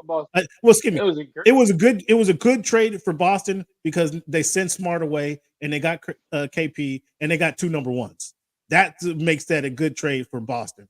Outside of that, I don't expect them. I'm not high on that trade because I don't think they're going to get from KP. KP has shown with expectation he can't perform, so that's what I expect. I think that's going to hurt Boston. That hurts Boston with that aspect. That's why from his career, he kind of defied the odds from his career. When Porzingis was drafted, he was literally booed by the New York fans, and he was loved by within what 3-4 months. They were sending him out apologies because of the stuff he was doing on the court. What did they do? Go look at your stats. Go look at your stats. What did they do? How many playoff games did they win with KP? Social media, doing everything you could ask for. I'm not looking at social media. I'm asking you to look at their stats and see what they do. How did they perform in the playoffs with expectations? The Knicks. Go look at the Knicks or the Mavericks. Either one. Look at the Knicks or the Mavericks. And you just like to ignore the rosters. You blame the players. I mean, you could. He played in Dallas. He played with Luka. In Dallas, he played with Luka. And I'd say it's Luka's fault that he didn't excel the way he should have excelled in Dallas. I can agree with that. Okay. And I say that offense and Luka's fault. But I say I like the trade because I think it was time for Boston to shake things up. I think it was time. I feel like Marcus Smart, obviously outstanding player, defensive player of the year last season. But I feel like it was time. The way he hijacked the offense sometimes, I didn't think that was – I didn't like that at all. I think he just got a little bit too far off the leash. I can't really blame Marcus Smart for shooting how he shoots because if you watch the NBA game, everybody's shooting these shots. And it's probably fun as hell for Marcus Smart to go out there and shoot 8 threes a game, shoot 6, 7 threes a game. But it hindered their offense, and I think he got a little too comfortable there. And they kept running it back with him, giving him running back, and you had the success, but you had not having the success that you really want. The Celtics has arguably been like favorites every year since like 2018, 2019, and they still have not got it done. And it's just time to do something. I feel like. Are they still a favorite? Did that trade make them a favorite next year? Yeah, they're top 2 favorite to come out of there. But I just think Porzingis really takes it up. It brings them a center that they've over this era of Boston being the lead over the last 4 or 5 years. They have not had a center who can do what Porzingis does on the court. So I'm very excited to see how he blends with this team. Takes a little bit of pressure off of Brown and Tatum to score the basketball. And you still bring back Derek White, who I think who's been excellent over the last couple of years. Was all defensive team. He made all defensive team. A heck of a high IQ, knock down the big shots for you. You still have your guard play there, and I think obviously let Tatum do his thing. But I like this because we've never seen this team have somebody at the center do something that do what Porzingis can do, and I think it's going to be very fun to see Porzingis in the situation in the first time in his career in the situation where he's actually expected to win. So it's nice to see him how he'll impact this roster and what he'll win in Dallas. The new dynamic that he'll bring to this team to win what. I mean, I thought they were expected to do something. I thought they were expected to do something in Dallas, but okay. Dallas has never had Boston type expectations, like ever. Yeah, that's true. Yes. Yeah. I'll say this. I do think you lose some of the soul of the team with Marcus Smart. Obviously he still was defensive player of the year a year ago. So obviously he's one of the better defensive guards. And again, I do think you lose some of the soul of the team. Maybe that's a good thing. Maybe it was time for other voices to be more empowered.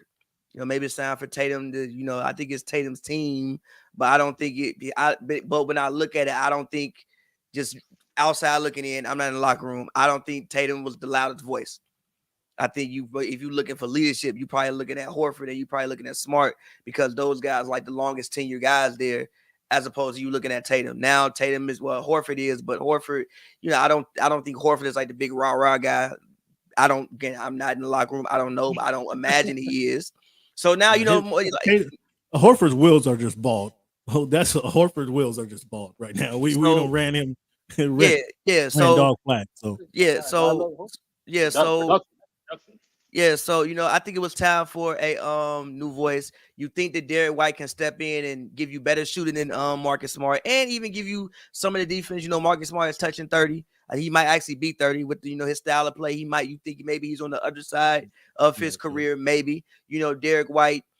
He come in there and judge on what he did in the playoffs. Maybe you think he can build off of that. Also with Malcolm Brogdon, we have to remember Malcolm Brogdon's forearm tendons were connected to his fucking elbow in the playoffs. I think Malcolm Brogdon is a much better basketball player than what he showed us that last 2 to 3 weeks in the playoffs. And Porzingis, he was 6th man of the year too. So he was 6th man of the year, Brogdon. I mean, I mean, now you have legitimate rim protection. I mean, you have him and Robert Williams. You have a guy who also, like, when you sunset Al Horford, why you drop your head? Porzingis give you 2 blocks. Porzingis is rim protection. Yeah, he averages 2 blocks. There is literally a quote of Anthony Edwards saying, "When I think about shot blockers, Anthony Edwards. When I think about shot blockers, I think about KP. KP is legitimately giving you 2 blocks a game. Now you add that with the defense you have in front of him now. And granted, he was in Washington doing that shit when people just letting motherfuckers walk to the rim.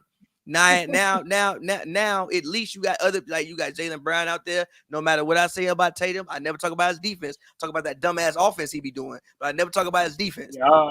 He can guard people. White can guard people. You got Robert Williams there. You got Porzingis, and he's probably, when we talk about best third scorers, he's up there with Bradley Beal, in my personal opinion, as probably one of the best third scorers in the NBA. Like, he's a guy where if second option.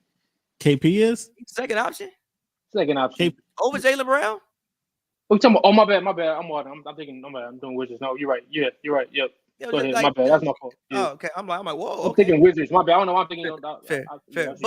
But so he's, that, and again, he is a guy where if those other guys are struggling, he's a guy who can go out there and give you a legitimate 20 points per game, and hopefully he will score in other areas of the court that they weren't scoring in before. You can run posters for him. He can score in the mid-range, high post. He also can stretch out and hit a 3. Like in the playoffs, that was Horford.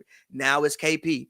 And I also think that Boston would do a better job of getting him the ball than what the Mavericks did a job of getting him the ball. My only thing is, I know people talk about they need a point guard. My thing about I'm not convinced on that is because they never gonna use the fucking point guard like a fucking point guard. They want to drive and fucking kick anyway. But more so, what the issue last year was not their offense has never been some immaculate thing. Like if you just look at it, like they have nobody who shoots 50%. I think KP might be the only person. They like ISO. I think KP might be the only person who shot. No, KC shot 40. KC shot 49%. KP shot 49% last year. So we have somebody who this year will probably shoot 50%. They finally have somebody who may shoot 50%. But also, I think more than anything else, he shores up their defense and can take them back to being a top 5 defensive team consistently and get them playing. Since when did KP become this defensive stopper you guys is enamored with? He is an elite rim protector. Like, bro, the man averages the man for his career has averaged 1.8 blocks. I think he can realistically average 2 blocks this season. Now, granted, he's not gonna go out there and be fucking Alonzo Mourning, but I think that when you talk about making this guy sound like a king, man. All he gotta do, no, bro. All he gotta do is come over and clean up plays on help. You have a whole bunch of other guys funneling people to you. You have probably the best amount of defenders in front of you that you've ever had. So I think it's a good trade for Boston. As far as for Memphis, I love the trade for Memphis. I think they need some fucking leadership in there, number one. Like people talk about vets. I think Marcus Smart is a vet. I think he fits perfectly with the actual city of Memphis. And I think this is the place where, let's say if it's Boston and was coming to a close, I think he can come there and revitalize his career. Also, he does give them another playmaker. He gives them more playmaking than Dillon Brooks. He gives them more shooting than Dillon Brooks. He's a better Dillon Brooks annoys people. Marcus Smart annoys people and actually guards them. And actually guards them. Dillon Brooks don't guard people is crazy. He guards people, but not like Marcus Smart. We talking about a person who is a perennial. Who is a perennial all defensive level player. I mean, I feel you, but he's a perennial all defensive level player. And if he can get back to playing the defensive player of the year level defense that he was playing 2 years ago in Boston, I think it's a win-win situation. And also, I think he can help stabilize the team while Ja's gone. And I also think that while Ja is back, he's a guy that can really put his arm around him, talk to him. And again, I think he also adds to them on the court. Tyus Jones, I mean, it sucks to lose Tyus Jones. But Tyus Jones is probably a guy who at the end of next season was probably going to go and get whatever money from somebody. You were going to lose him eventually at some point in time. So it's better to trade him for something and let him go be free. But their backcourt at the beginning of the season, or even with Ja coming back, I mean, they're shooting. Look at those shooting numbers between Marcus Smart and Ja Morant. Like those ain't great shooting numbers. The thing about but those ain't great shooting numbers. But you do got Bang in there too. The thing about Mark, but the thing about Marcus Smart is, I feel like he's slightly better than his percentages. Yeah, well, he's more of a rhythm shooter. You gotta get him in a good rhythm. He plays. And if I tell you, still possessions wasted though. You can't just. But like, for some reason in Boston, I don't know why this fucking happened, but for some reason in Boston, when they were doing the swing shit at the end of games, Marcus Smart somehow always wound up taking the biggest shots. I have no idea. He was wide open. In the he was wide open. No, bro. He was left wide open. He was left wide open. All them shots. No, bro. Even like the Miami shit when he missed and Derek White tipped it in. It was him. The shot when he actually made, but there was no time left on the clock in Philly. It was him. There was just, for whatever reason, way too many times at pivotal points in the game where the ball just got swung to Marcus Smart. I have no idea why. But Marcus Smart is also a guy where if you told me Marcus Smart scored 25 points and hit 5 threes last night, I wouldn't be shocked if I didn't see the game. I'd be like, you know what? He might do that. Yeah, he could do that. Yeah, he can get hot. So and I think with his silent stature, he's a guy where it's like, yeah, he's in the backcourt, but you can play him on like a 3, you can play him on a 4, so you can you have like options with him defensively, so that it's not as bad. But before we get out of here, one more trade that came. Well, actually, 2 things. Vucevic signed back to the Bulls. I know Bulls fans were mad. I don't know what you guys are mad. I don't know what you want the Bulls to do, bro. They basically traded 2 first-round picks for him. Your starting point guard dead. You can't just let mans walk away for nothing. He only getting $20 million. It's some worse players in the league getting $20 million over Vooch.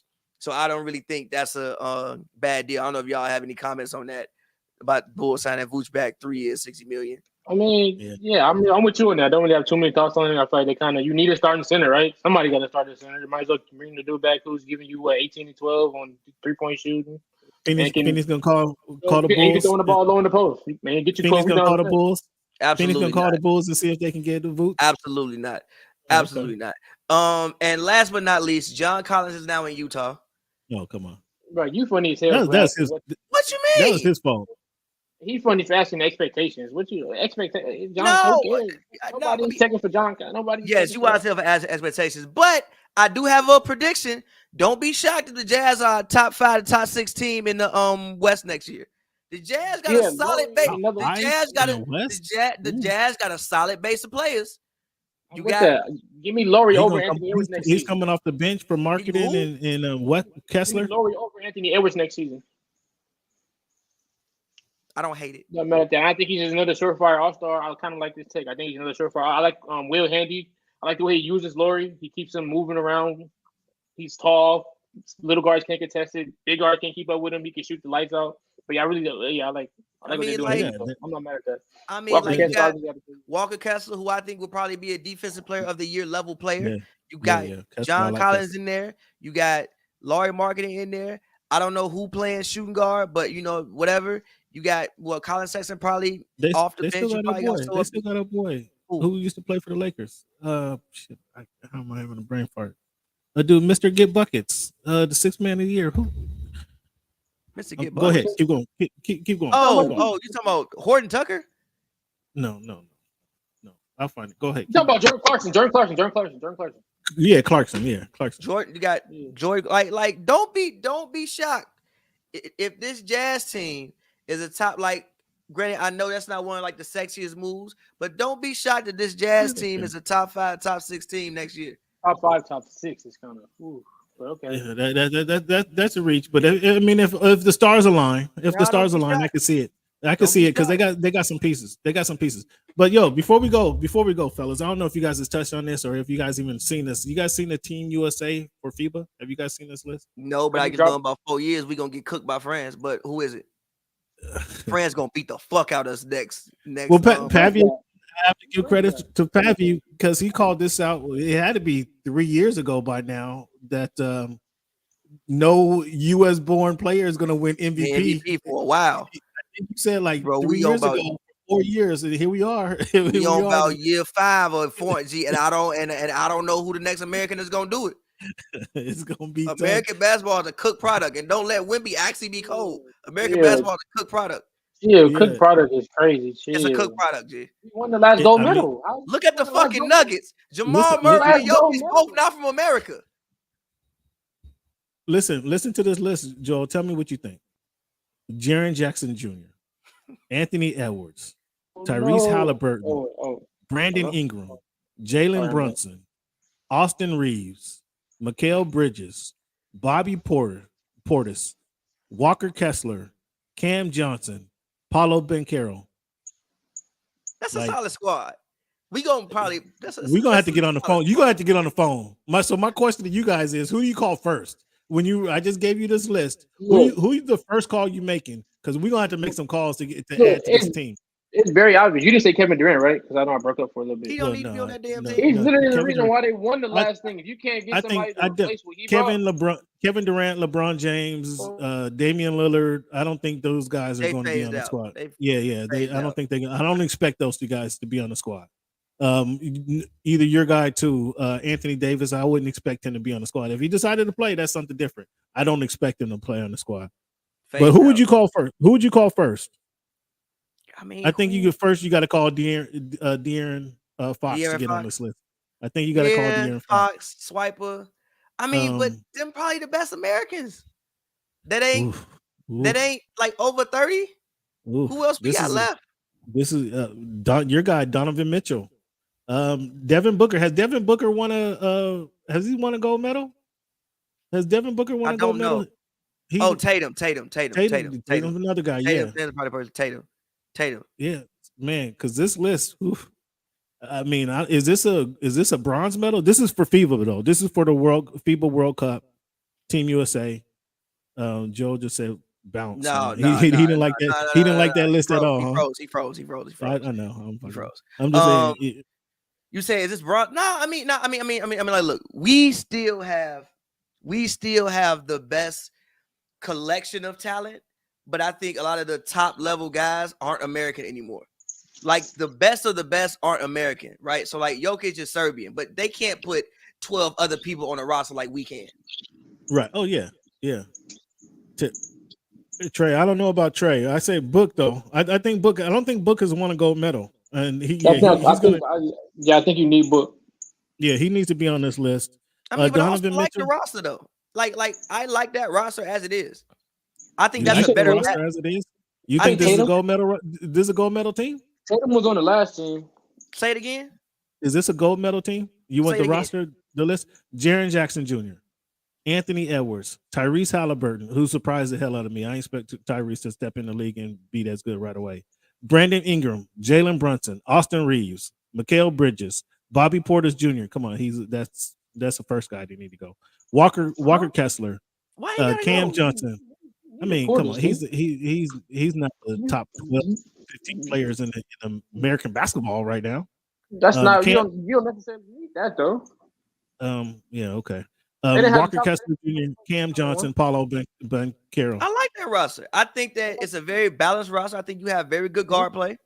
Is this what they're sending for 2024? Is this is going to be it though. This is going to be the core of the team. Don't worry. This is who we sitting over there. This is who we sitting in the Olympics. Oh Lord. Correct me if I'm wrong. They have like a qualifying tournament first, and then they have the actual thing. Well, this is FIBA. This is qualifying team, right? I'm not even.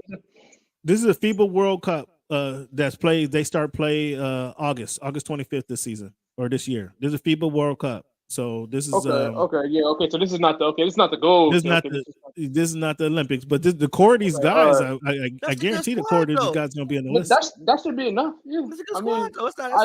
I like a little bit more of like a explosive score, more of a. But besides that, So my question was, who do you call first? Who do you call first? Nobody. I actually like that team. I think that.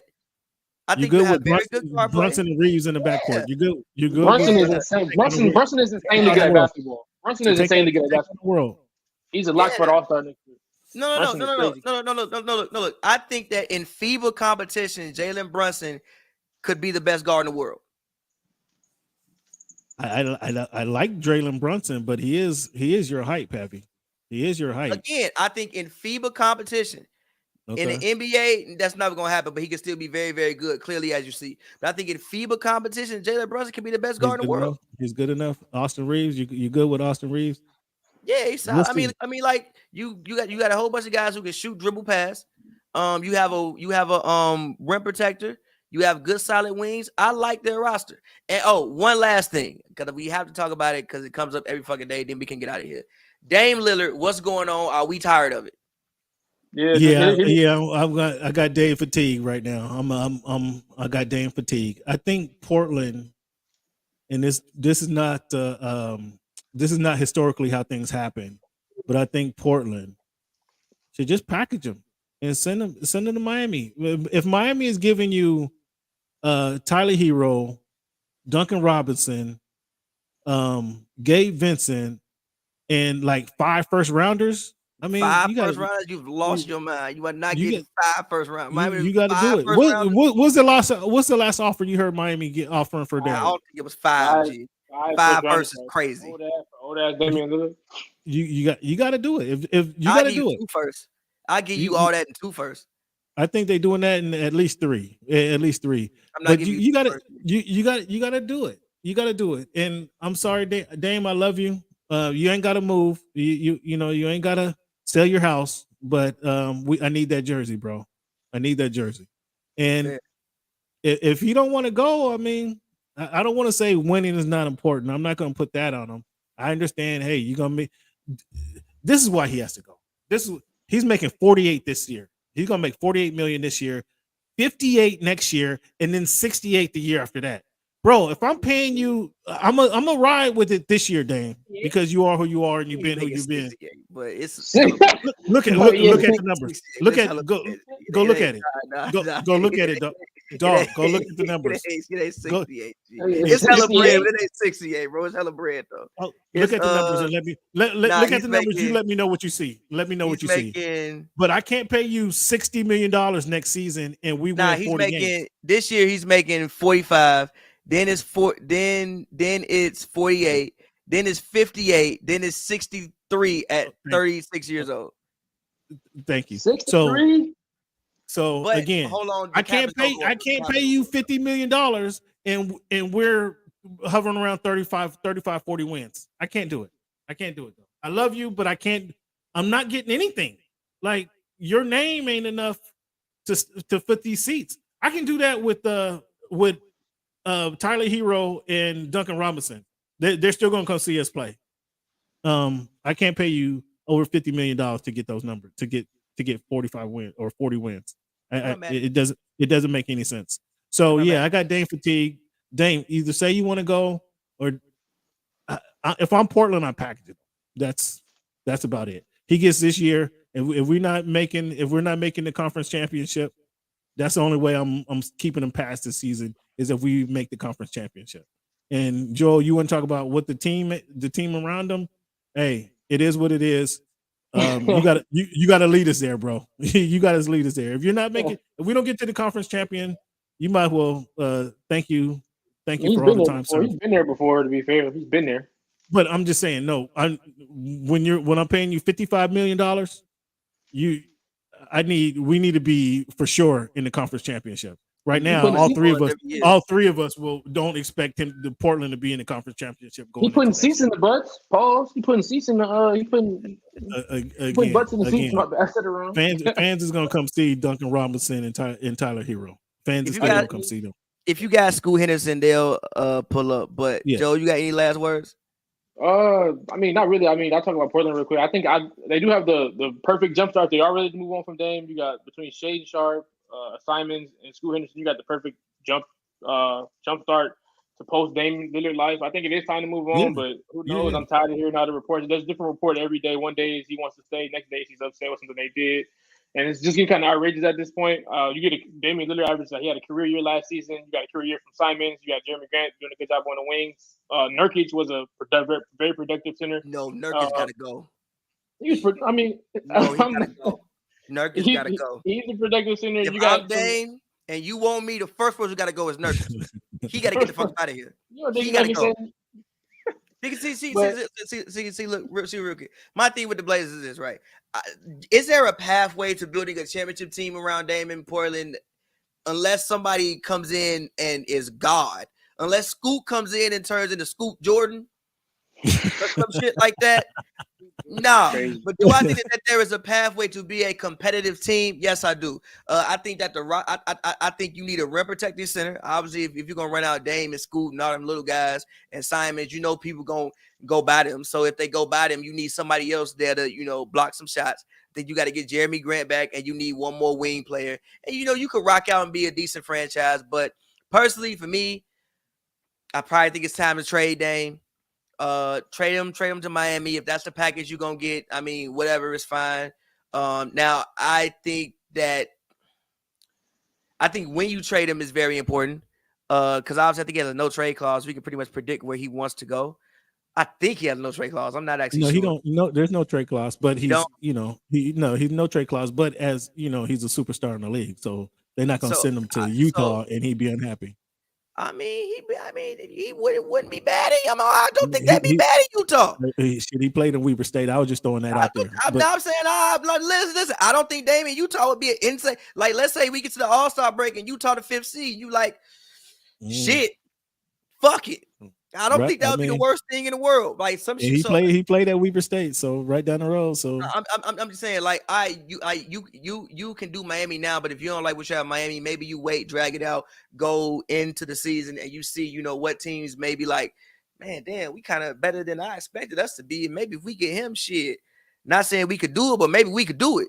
Right, yeah. Now you got a legitimate dude. Hey, yo, before we get out here, fellas, you guys got your ear to the streets. What's going on with the Clippers? What are they doing? Was Paul legitimately on the trading blocks? I mean, I think you have to look at trading them because, like, you have to look one or both. One of them at least, and see if you can like fill out the rest of the roster. I mean, you have to probably, and PG would probably be the one you would pick first, just off the simple fact of, one, he's more marketable than Kawhi. I think just doing his podcast, talking more, and also he just has less serious injuries than Kawhi Leonard has. Like Kawhi tears, I mean, it's unfortunate, man, but Kawhi tears meniscus and you don't even know how. You ain't even see it happen. Like at least with PG, when he get hurt, you see the shit. Kawhi, you just wake up one morning and Woe's tweet, out 6 months for what? The fuck you just scored 30, bro. How you hurt, dog? What happened, bro? So but realistically, I think they made small changes and they sent that same damn team back out there. I mean, again, you're going into a new stadium. I don't think that matters. I don't think that matters. Okay. I don't think that matters. You open that goddamn stadium or open night against Golden State Warriors and that shit ain't sold out. I bet that shit mattered then. Dog, it's gonna be a brand new stadium. Everybody gonna what. They want to come see the building itself. Number one, dude. See somebody play, bro. Joe, as a literal LA lifer all your life, do you give a fuck about that building? What, the Intruder Dome? Yeah. Yeah, I'm there. That shit about to go hard. I'm not gonna lie. Yeah. I'm people want to come see it, so it's gonna be. I think it's really cool. Also heard they're gonna have like 4 courts. They're gonna have an outdoor court. They're gonna have an outdoor court. Yeah, it's they're gonna have courts to rent out. I'm honestly. I mean, I'm lit. I think it's gonna be. I can't wait till it's finished. I'm definitely gonna check it out. They got like an outdoor court to like for people who can just chill or whatever. I mean, it's not necessarily. I don't think that's area you really like based on the past. It don't seem like it'd be something you want to chill unless they got maximum security near. But if they can get the maximum security there, then I think it'd be. Nah, that shit might be closed off at night. So you ain't gonna be there. You ain't gonna kick it there at night. The IMAX theater right across the street. That's never been in Inglewood before. A big, gigantic, huge Cinemax theater. Obviously, SoFi is 2 minutes away. They all these restaurants and everything's popping up. One of the best restaurants is right down the street. Cork and Batter, like 2 minutes. It's a lot going on in Inglewood. So, I mean, I'm definitely excited. I think I understand your point, Pavy, is you got to have somebody. They want to see somebody, the talent on the court. But as you know, being going to these games for the last several years, it's more of a fan experience going to a Clipper game than it's ever been going to a Laker game. Going to the Laker game, it's true. Is it not true? At the Laker game, they don't give a fuck what in between timeouts or anything. That's irreverent. The fucking Lakers is the fucking fan experience, Cam. Hey, let me get this straight. There's no better place to be in Los Angeles than the 100 level of a Laker game during timeouts and halftime.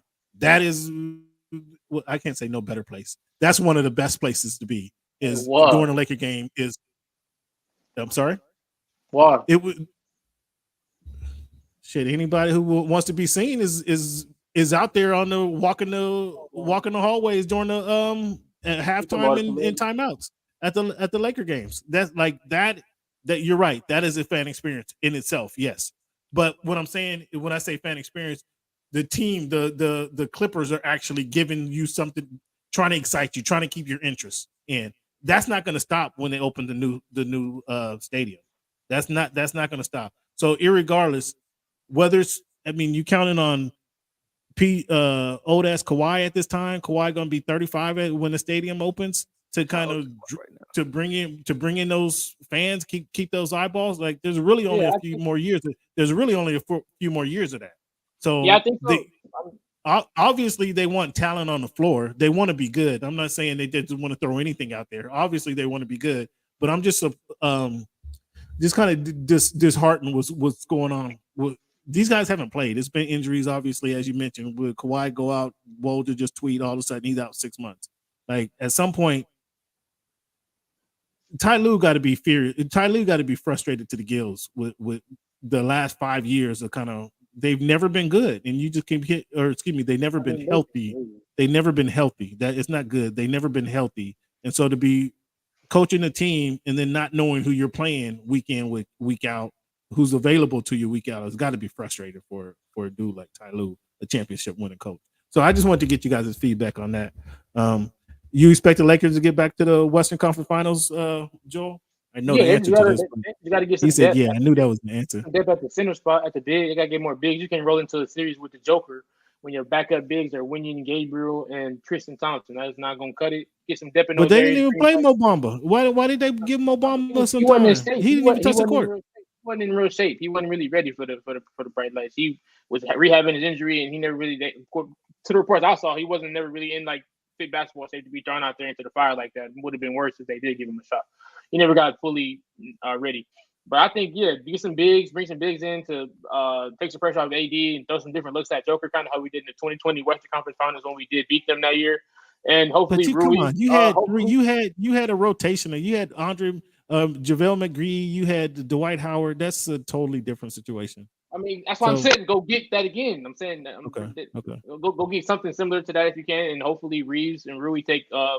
Obviously, they both took huge steps. Rui was outstanding in the playoffs when he stepped on the court. Every time Rui stepped on the court in the playoffs, he was doing something we never would expect him to do. He had like back-to-back 20-point games, one of the first reserves in Laker history to do that. Reeves was closing games for us in Memphis, running down, talking about how he's him. All this good stuff happened. Could you pronounce Rui's name before April? Yeah. Rui had of course. Yeah. Could you pronounce it before April though? I know who that is.